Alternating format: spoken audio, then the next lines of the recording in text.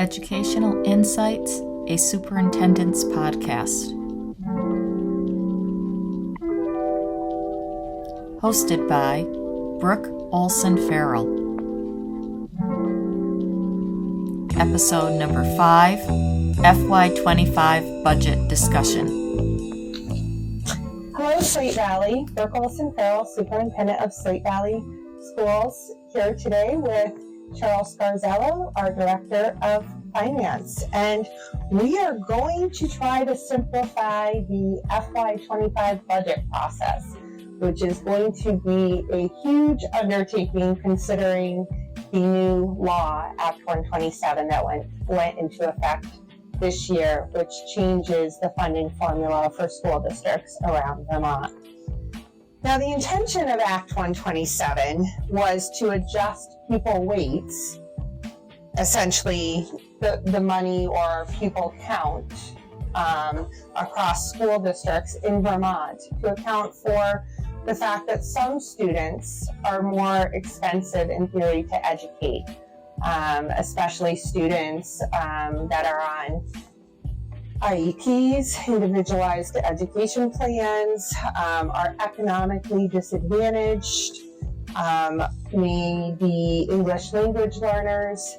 They require typically more resources. So Slate Valley, under this new law, was considered an advantaged district, meaning that our pupil weights are higher than they have been, meaning that we should be able to raise more money to provide greater resources to our students here in Slate Valley. So Cheryl, can you talk a little bit about the intention of Act 127 and the actual impact we're seeing as across Vermont? So as you said, Brooke, the intent of Act 127 was to provide additional resources for school districts that have historically been disadvantaged in the state of Vermont.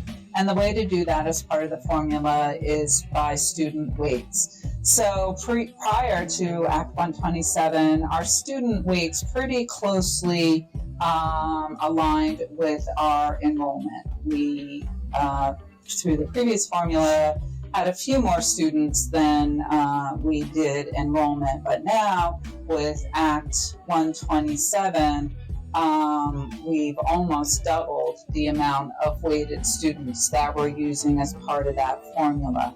So with that allows us to raise additional funds for our district without having an equivalent impact on tax rates for Slate Valley. So let's talk about the Slate Valley expenditure budget. Mm-hmm. So what do we have in the Slate Valley expenditure budget? So what is an expenditure budget, first of all? Right. So the expenditure budget is the starting point for for the tax rate. It's the amount of money required to support the school district in the coming year, which will be the 24-25 school year. And we've put together a budget that's $31,021,635, which is an increase over last year, but because of our increase in our number of pupils, of the number of our weighted pupils, it only represents less than 1% increase in spending per weighted pupil. And that's where we're seeing that advantage, that we've been able to increase our expenditure budget, add resources for our students, but we've not, it's not had the same impact on our taxpayers. So what are the major categories in an expenditure budget? Well, the biggest category is direct instruction, and direct instruction really encompasses all our resources that we use for teaching. Wages and benefits make up nearly 80% of our budget, and direct instruction also makes up the biggest component of our budget. So with this budget that we're proposing for FY25, we've focused on increases in direct instructional areas because those will have the biggest impact on our students. So speaking of that, what does staffing look like for next year when you compare it to this current year? So we're looking at adding 4 1/3 positions to this budget. We've reconfigured some staff in our technology area, but we're adding 2 teachers and a nurse, 1 teacher in Benson Elementary School because the enrollment there has increased, and that makes the most sense to add a teacher there due to that increased enrollment. And here at the middle and high school, we're also adding a teacher, which will allow the middle high school to increase offerings for students. Again, having a very direct benefit on our students here. So I know over the years, building maintenance has been a hot topic in Slate Valley. It's something we have not traditionally budgeted well for over probably the last decade or two. And so how does this budget address building maintenance? So we have increased our building maintenance just for the reasons you identified, because in the past, we've not spent as much money there as we probably should have. And we're finding that we do have some significant projects that need to be addressed in our school. And it's not huge projects. It's more the annual maintenance that you would do in terms of maintaining sidewalks, replacing doors that don't work properly, electrical panels that need upgrading, those types of things. So we have added another $500,000 to the budget to help us address some of those projects that are necessary to maintain 5 buildings in good working order, because that's part of the whole our whole system. It's not only the high quality staff that we have here working with our students, we also need to provide a good high quality environment for them to learn in. And so we're trying to catch up in some areas with our building maintenance. So those additional funds across 5 buildings will allow us to address some of those things. So really the most significant things, as you've mentioned, that we've done with this budget is address building maintenance, try to add more money there just to keep up with the projects that need to be done annually, and adding more resources in our direct instructional area, because those will have the biggest impact on our students. So speaking of building maintenance and perhaps not budgeting the best over the last several years in terms of that category, how do we deal with unforeseen circumstances or emergencies within the budget, specifically related to building maintenance? So that's always a challenge. We're always hoping that we don't have any emergency and that we have been able to keep up and maintain our critical systems that are necessary to keep our students and staff here in school day after day. But if we were to have an emergency, the way that schools deal with that often, because it's not included with your your annual budget is to have a capital reserve fund to address unforeseen needs should they arrive. So there will be a separate article on our ballot, similar to the same type of article that taxpayers have seen in prior years, or voters have seen in prior years, with a article that asks whether the voters would approve a transfer, and in this case it's $500,000 to a capital reserve projects fund that is there. It's at this time it's not committed to specific projects, because we really feel we need to have some funds there in case there was an emergency. For example, a breakdown in one of our critical systems that would prevent us from being able to have students in the building. That fund provides that resource that we can go to should we need to have some sort of emergency repair. So that's what we are planning for the capital reserve. So can you talk a little bit about the estimation of tax rates and why it's particularly difficult this year, more so than ever, because of the implementation of Act 127? Yeah, it is. It will be and is more of a challenge this year. So with Act 127, as we spoke earlier, it changed the pupil weights in the state, and that has impacted districts differently across the state.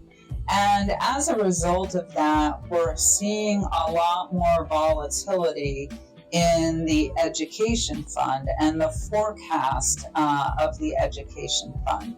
So the forecast on the education fund is used to inform the yield, which is a critical component of determining a tax rate. So the yield is set by the legislature, but they get information from the Joint Fiscal Office of the state of Vermont, as well as they get information from school districts in terms of what districts are thinking their budgets are going to be for the year. So they take that information together and determine the yield. And the yield is the amount that is coming from the ed fund to the school district on a per weighted student basis. So with the new weights with Act 127, there are more weighted students in the state. So that has changed the yield.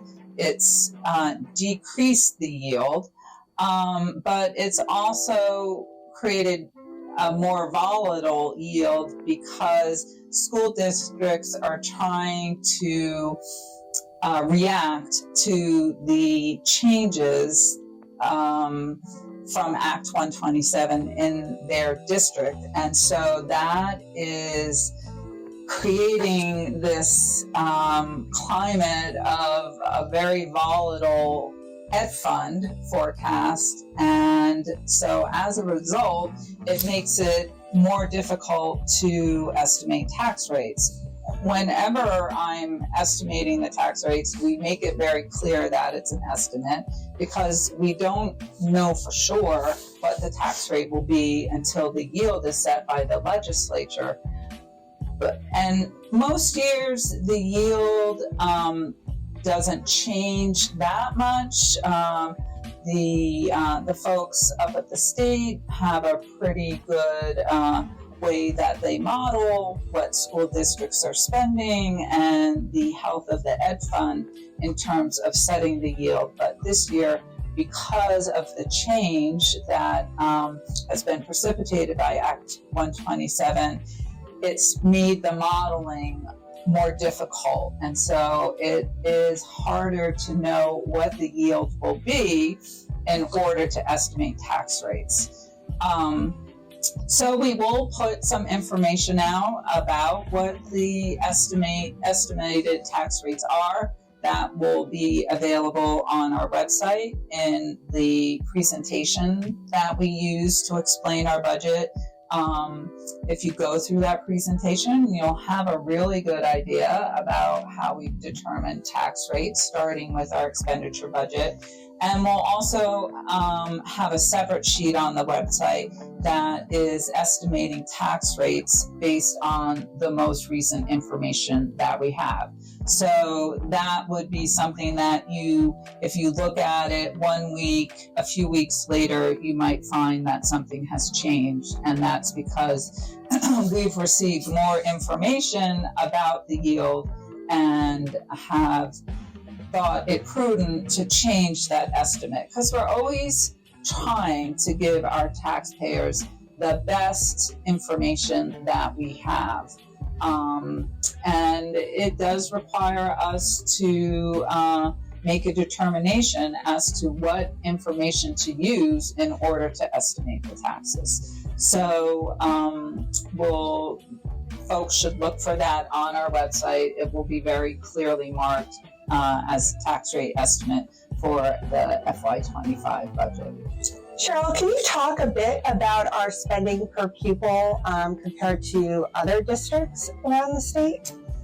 Yes, again, due to Act 127 and the change in the weights under Act 127, our spending per weighted pupil is estimated to be $11,384.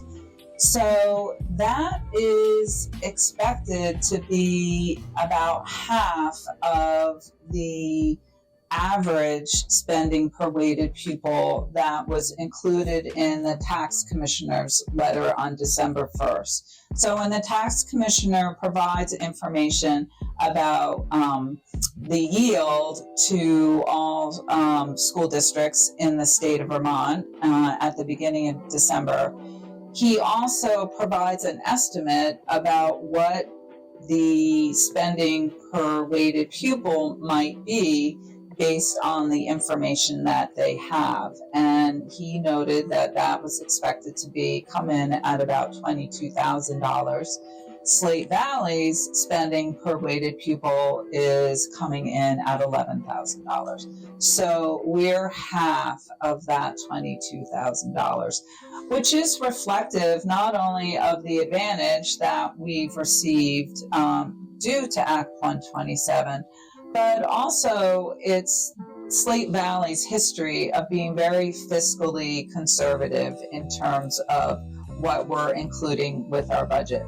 There's so much about our budget that we don't have direct control over in terms of health insurance rates and the cost of transportation and the cost of fuel and all those types of expenditures. So Cheryl, I think sometimes taxpayers might not understand that education is funded on a statewide basis. And so how does that play out in Slate Valley? So we actually have added a slide to our PowerPoint presentation, and I encourage everybody, like you said before, to go to our website and take a look at that presentation. So the slide that I'm talking about is at the end of our PowerPoint, and it talks about where the money comes from for our FY24 budget. So our FY24 budget was about $28 million. $5.3 million of that has come from our resident homeowners, taxpayers, and another about $9 million comes from our non-residential taxpayers. And then $12.7 million is actually coming from the education fund. So Slate Valley receives more from the education fund than it pays in via the tax rates that are set in our towns.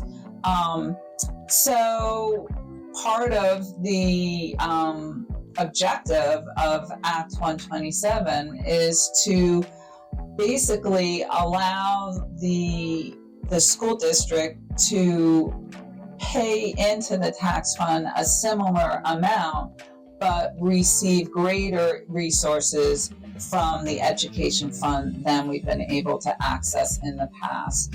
So we're trying to, without increasing the burden on our taxpayers, access more resources for our students here at Slate Valley.